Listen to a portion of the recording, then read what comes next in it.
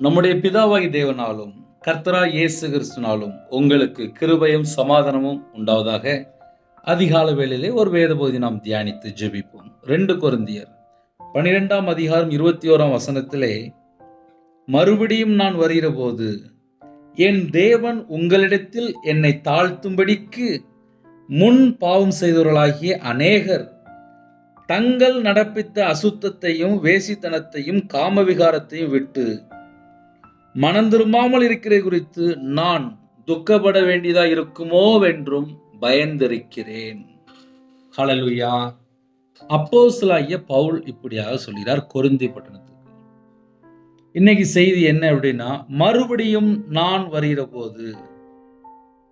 அப்போஸ்தலனாகிய பவுல் சொல்கிறார், நான் மறுபடியும் உங்கள்ட்ட வந்து பார்க்கும்போது அநேகர் பழைய வாழ்க்கையில இருக்கிறாங்க, பழைய சுபாவத்துல இருக்கிறாங்க, பழைய எண்ணங்கள்ல இருக்கிறாங்க, இன்னும் பரிபூர்ணமா மனம் திரும்பல.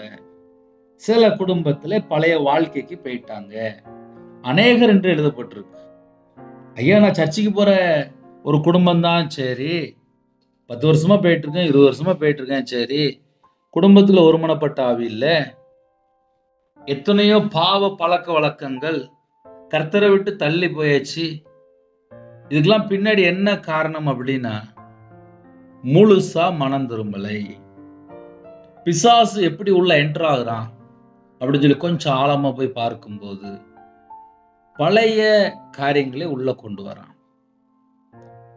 இப்போ 10 வருஷம் முன்னாடி ரட்சிக்கப்பட்டவங்க இந்த 10 வருஷத்துல எத்தனை தடவை பைபிள் வாசித்து முடிச்சிருக்கிறாங்க, தேவனை எந்த அளவுக்கு தேடி இருக்காங்க, இன்னைக்கு ஆவிக்குரிய வாழ்க்கை எப்படி இருக்கு, இந்த 10 வருஷத்துல ஒவ்வொரு நாளும் ஆவிக்குரிய வளர்ச்சி எப்படி இருக்கு, இப்படி நம்ம கொஞ்சம் கொஞ்சமா யோசித்து பார்க்கணும். ஐயா, இந்த வருஷம் நான் ஜனவரி மாசம் 1ஆம் தேதி நான் பைபிள் வாசிப்பேன்னு சொல்லி தீர்மானம் பண்ணினேன். ஆனா இன்னைக்கு தேதியில இந்த வருஷம் நான் கொஞ்சம் கூட பைபிள் வாசிக்கலையா. எனக்கு ரொம்ப பிரச்சனை ஓடிட்டு இருக்கு, ரொம்ப கடன் பிரச்சனை ஓடிட்டு இருக்கு, ரொம்ப வீட்டுல பிரச்சனை ஓடிட்டு இருக்கு. நான் இப்போ கையில பைபிள் எடுத்து ரொம்ப நாள் ஆச்சியா, என் வீட்டு பிரச்சனை எனக்கு அதிகமா இருக்கு அப்படிம்பாங்க. அதனால நிறைய குடும்பத்துல கர்த்தரை விட்டு தள்ளி போயிடுவாங்க. சரி, கர்த்தரை விட்டு தள்ளி போய் அதுக்கப்புறம் என்ன செஞ்சாங்கன்னு சொல்லி பார்க்கும்போது மறுபடியும் அந்த பழைய கதைகள், பழைய வாழ்க்கை, பழைய செயல்கள், பழைய எண்ணங்கள், பழைய சிந்தனைகள் அது அப்படியே அவங்களோட வாழ்க்கையில தொடருது. இதுக்கு பின்னாடி என்ன காரணம் அப்படின்னா, முழுசா கர்த்தருக்குள் வந்தவங்க இன்னைக்கு தேதியில கர்த்தருக்குள் எப்படி இருக்கிறாங்க, அதுதான் கேள்வி. அநேகர் என்று எழுதப்பட்டிருக்கு. இதுல கொஞ்சம் நெஞ்சு பேர்லாம் போடல, அநேகர். அப்ப இந்த செய்தி காலையில நம்ம யாரெல்லாம் கேட்கிறோமோ அநேகர் இதுல பாதிக்கப்படுறாங்க. ஐயா, நான் நம்பிட்டு இருந்தேன் ஐயா, அந்த மனுஷன் இப்ப இப்படி இருக்கான் ஐயா, நான் அந்த குடும்பத்தை நம்பி இருந்தேன், அவங்க இப்ப அப்படி இருக்கிறாங்க அப்படிம்பாங்க. அப்படின்னா என்ன அர்த்தம் அப்படின்னா, ஏதோ ஒரு காரியத்திலே இந்த பழைய காரியங்கள். மறுபடியும் நான் வருகிற போது என் தேவன் உங்களிடத்தில் என்னை தாழ்த்தும்படிக்கு முன் பாவம் செய்தவர்களாகிய, அதுல அழகா ஒரு வேர்டு வருது, முன் பாவம் செய்தவர்களாகிய அநேகர். அநேகர்னா யாருன்னு தெரியணும்ல. முன் பாவம் செய்தவர்களாகிய அநேகர் தங்கள் நடப்பித்த அசுத்தத்தையும் வேசித்தனத்தையும் காம விகாரத்தையும் விட்டு மனம் திரும்பாமல் இருக்கிறதை குறித்து நான் துக்கப்பட வேண்டியதா இருக்குமோ என்றும் பயந்திருக்கிறேன். முன்காலத்துல பழைய வாழ்க்கை, அதான் பழைய வாழ்க்கை அப்படின்ட்டு ஈஸியா புரியும். முன் பாவம் செய்தவர்களாகிய அநேகர், இதுக்கு முன்னாடி பாவம் செய்த அநேகர், சிலர் இல்ல அநேகர். அதனால காலவேளையில யாரெல்லாம் இணைந்திருக்கிறீங்களோ நம்ம எல்லாரும் பரலோகத்துக்கு போய் சேரணும். பரலோகத்துக்கு போய் சேரதுக்குள்ள இங்க ஏகப்பட்ட வாழ்க்கையில, ஏகப்பட்ட குடும்பத்துல, ஏகப்பட்ட வீட்டுக்குள்ள என்ன நடக்கு அப்படின்னா, 365 நாளும் சர்ச்சுக்கு போற சில குடும்பங்கள் உண்டு. ஆனால் வாழ்க்கையிலே முன்னேற்றம் இருக்கா, ஆவிக்குரிய வாழ்க்கையில 2 ஸ்டெப் வளர்ந்துருக்கிறோமா, அதை நம்ம கொஞ்சம் செக் பண்ணி பார்த்தால் ஈஸியா புரியும். மத்தேயு சுவிசேஷம் 7ஆம் அதிகாரத்தில் அழகா எழுதப்பட்டிருக்கு, இடுக்கமான வாசல் வழியாய் உட்பிரவேசியுங்கள், கேட்டுக்கு போகிற வாசல் விரிவும் வழி விசாலமா இருக்கிறது, அதன் வழியாய் பிரவேசிக்கிறவர்கள் அநேகர். ஜீவனுக்கு போகிற வாசல் இடுக்கமும் வழி நெருக்கமுமாய் இருக்கிறது, அதை கண்டுபிடிக்கிறவர்கள் சிலர். ஒரு மனுஷன் பரலோகத்துக்கு போகணும் அப்படின்னா அது ஜீவனுக்கு போற வழி. இந்த பூமியில நம்ம கொஞ்ச நாள் தான் வாழ்றோம், அது ரொம்பலாம் கிடையாது. திரும்பி பார்த்தா லைஃப் முடிஞ்சிரும். எல்லாரும் நினைப்பாங்க இங்கேயே நம்ம செட்டில் ஆயிடலாம், கோடிக்கணக்கா பணம் சம்பாதிச்சு நல்லா வாழலாம் நினைப்பாங்க. எத்தனை வருஷம் நல்லா வாழ போறோம்? ஒரு 80 90. அதுக்கப்புறம் ஹையஸ்டா போன ஒரு 100, அவ்வளவுதானே. ஒரு ஸ்டேஜ்ல பார்த்தா அந்த பூமியில நம்ம வாழ்க்கை முடிஞ்சிரும். ஒரு மனுஷன் தூங்கி எந்திரிச்சு உயிர் இருந்தாதான் உண்டு, இல்லைன்னா அவ்வளவுதான், நைட்டோ போயிட்டாங்க அப்படிம்பாங்க. இதுதான் மனுஷன் வாழ்க்கை. வாழ்ற வாழ்க்கை கர்த்தருக்காக வாழணும் அப்படின்னா சில வேண்டாத காரியங்களை விட்டு வெளியில வந்தா மட்டும்தான் பரலோக வாசலுக்குள்ள நம்ம போக முடியும். ஜீவனுக்கு போகிற வழி அதை கண்டுபிடிக்கணும். ஜீவனுக்கு போகிற வாசல் இடுக்கமும் வழி நெருக்கமுமாய் இருக்கிறது, அதை கண்டுபிடிக்கிறவர்கள் சிலர். ஐயா நான் சர்ச்சுக்கு போறேன், சரி நானும் தான் சர்ச்சுக்கு போனேன். நான் சின்ன வயசுல சர்ச்சுக்கு போனேன். நான் சின்ன வயசுலலாம் சர்ச்சுக்கு போகும்போது நைட்டு முழு இரவு சர்வீஸ் நடக்கும். நைட் ஆரம்பிச்சு காலைல தான் முடியும். சர்ச்சுக்குள்ளே படுத்து தூங்குவோம், சர்ச்சுக்குள்ளே ஸ்நாக்ஸ் கொடுப்பாங்க, சாப்பிடுவோம், சர்ச்சுக்குள்ளே கிடப்பேன். ஆனால் நான் 2015 தான் கர்த்தருடைய சமூகத்திலே கண்ணீரோடு ஜெபிக்க ஆரம்பிச்சேன். 2014 ரொம்ப கடன். திருநெல்வேலியில எபினேசர் பால் சொல்லி திருச்சியில இருந்து ஊழியக்காரங்க வராங்க, அவங்க வல்லமையான ஊழியக்காரங்க, அவங்கள்ட்ட ஜெபம் பண்ணா சரியா போயிடும் அப்படின்னாங்க. அதே போல போனேன், எனக்கு ஜெபம் பண்ணாங்க, அந்த கட்டிலேருந்து உடைச்சி என்னை வெளியில கொண்டு வந்தாங்க. மாந்திரியத்தில் கட்டப்பட்டிருந்தேன், விக்கிரத்தில் கட்டப்பட்டிருந்தேன், பல காரியங்கள் சொல்லலாம். ஒரு மனுஷன் பாதிக்கப்பட்டிருக்கும்போது எனக்கு யாராவது ஜெபம் பண்ணாலும் சொல்லி எல்லா பக்கமும் நம்ம போவோம். என் வாழ்க்கையில் நானும் போயிருக்கேன். ஆனா கையில பைபிள் எடுத்து வாசிக்கும் போது ஒரு மனுஷன் கர்த்தருடைய வார்த்தையை விட்டு விலகினாலே துன்மார்க்கன் என்று எழுதப்பட்டிருக்கு. நானும் யோசிச்சுக்கிட்டே இருந்தேன், துன்மார்க்கன்னா யாரு? உமது வேதத்தை விட்டு விலகுற துன்மார்க்கன். ஒரு மனுஷன் வேதத்தை விட்டு விலகும் போதே துன்மார்க்கனா மாறிடுதான். எவ்வளவுதான் சத்தியம் கேட்டாலும் சில குடும்பத்திலே பழைய வாழ்க்கைக்கு இடம் கொடுத்துருந்தாங்க. ஜீவனுக்கு போகிற வாசல் இடுக்கமும் வழி நெருக்கமுமாயிருக்கிறது, அதை கண்டுபிடிக்கிறவர்கள் சிலர். எல்லாரும் கிடையாது சொல்லி போட்டாச்சு. அதனால யாரெல்லாம் இந்த செய்தி கேட்குறீங்களோ, ஐயா நான் பரலோகத்துக்கு போகணும், ஈஸியா போகலாம், அதுக்கு என்ன சூஸ் பண்ணணும்? இடுக்கமான வழியில நம்ம போனால் உள்ள போகலாம். கெட்டு போகிற வாசல் கொஞ்சம் பெருசாதான் இருக்கும், வழி நல்ல விசாலமா தான் இருக்கும், அதன் வழியாய் பிரவேசிக்கிறவர்கள் அநேகர். இந்த அநேகரை தான் நம்ம இன்னைக்கு தியானிச்சுட்டு இருக்கோம். உங்க வீட்டுல ஒருவேளை பைபிள் இருந்துச்சுன்னா மத்தேயு சுவிசேஷம் 7ஆம் அதிகாரம் 13 14 ஆகிய வசனங்களிலே ஜாயிண்ட் வசனம், இந்த வசனம் எழுதி வச்சுக்கோங்க. 1 கொரிந்தியர் 12ஆம் அதிகாரம் 20 21 ஆகிய வசனங்கள், இந்த 2 வசனம் எழுதி வச்சுக்கோங்க. அநேகர் யாரு, சிலர் யாருன்னு சொல்லி கொஞ்சம் யோசிச்சுட்டு இருப்பீங்களா? அநேகர் சிலர்னா நிறைய வசனம் இருக்கு. இன்னைக்கு நம்ம அதுல ஒரு டாபிக் மட்டும் பேசிட்டு இருக்கோம். இடுக்கமான வாசல் வழியாய் உட்பிரவேசியுங்கள். பரலோகத்துக்கு போகணும் அப்படின்னா பரலோக சட்டத்துக்கு ஒரு மனுஷன் கீழ்ப்படியணும்.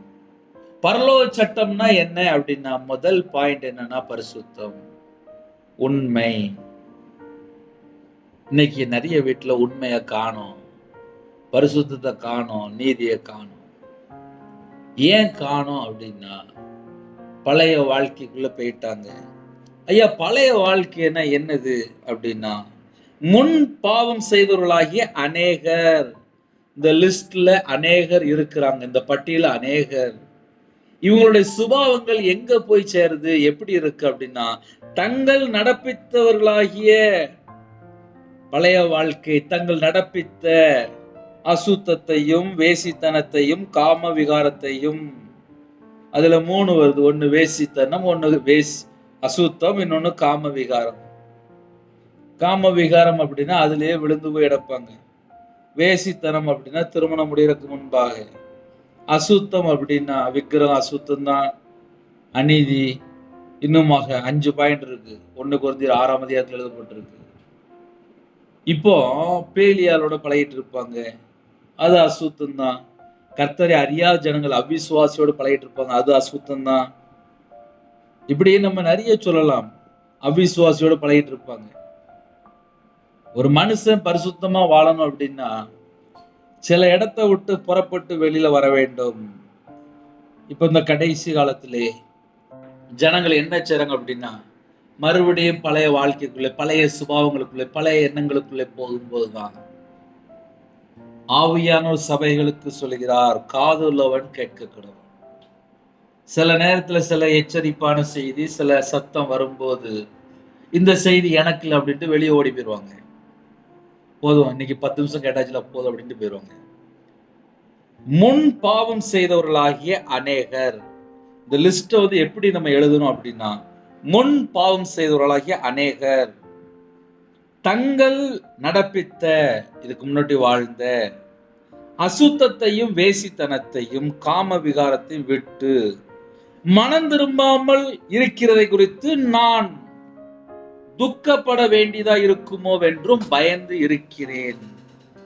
இந்த பழைய சுபாவங்கள், பழைய எண்ணங்கள், பழைய செயல்கள், பழைய பாவ வாழ்க்கை, இதுல அநேகர் விழுந்து போறாங்க. அதுல என்ன ஒரு 3 பாயிண்ட் அப்படின்னா அசுத்தம், வேசித்தனம், காம விகாரம்.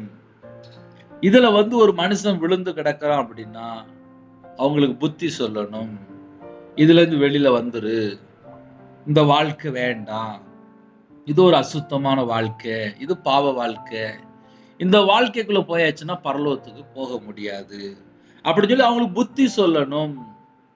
யாரெல்லாம் இந்த செய்தி கேட்குறீங்களோ, நம்ம வாழ்க்கையிலே கர்த்தரை விட்டு எங்கேயாவது வழி விலகி இருக்கிறோம் என்றால் நம்மை நாம் ஆராய்ந்து பார்ப்போம்.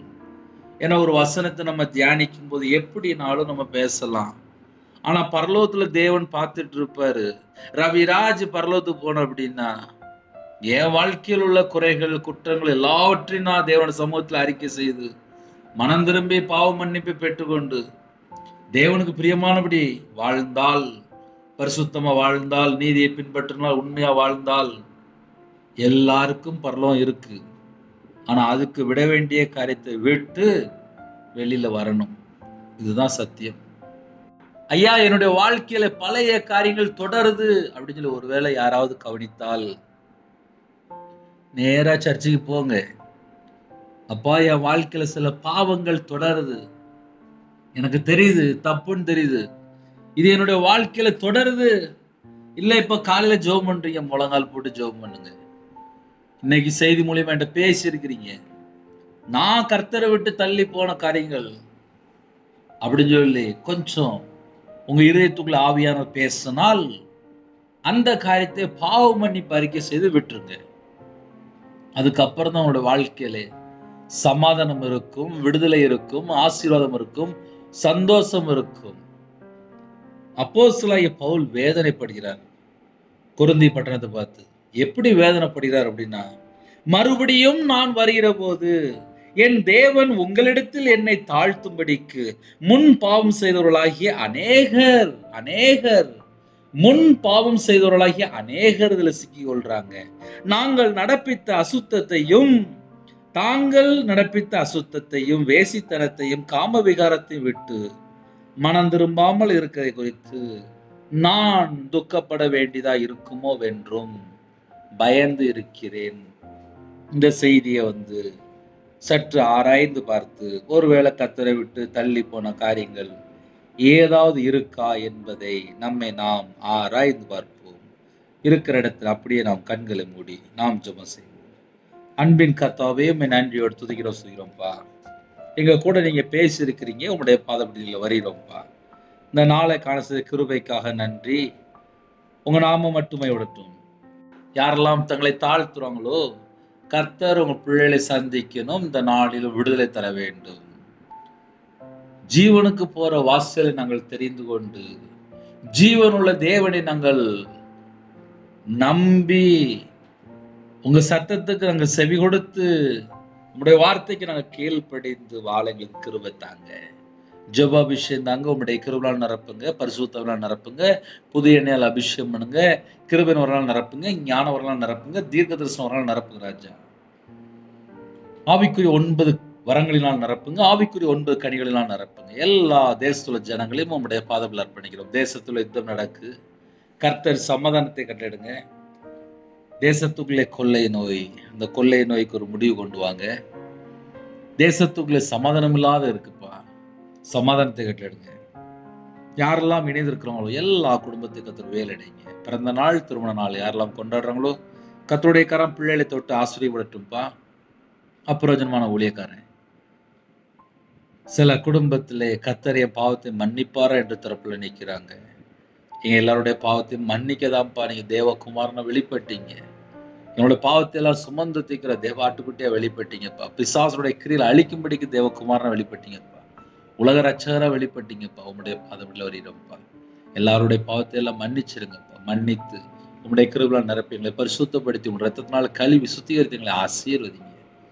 இந்த நாளில் எல்லா தடையெல்லாம் நீக்கி ஆசீர்வதிங்க. கடன் பிரச்சனையை மாற்றித்தாங்க, குடும்ப பிரச்சனையை மாற்றித்தாங்க, குடும்பத்துல சமாதானத்தை தாங்க.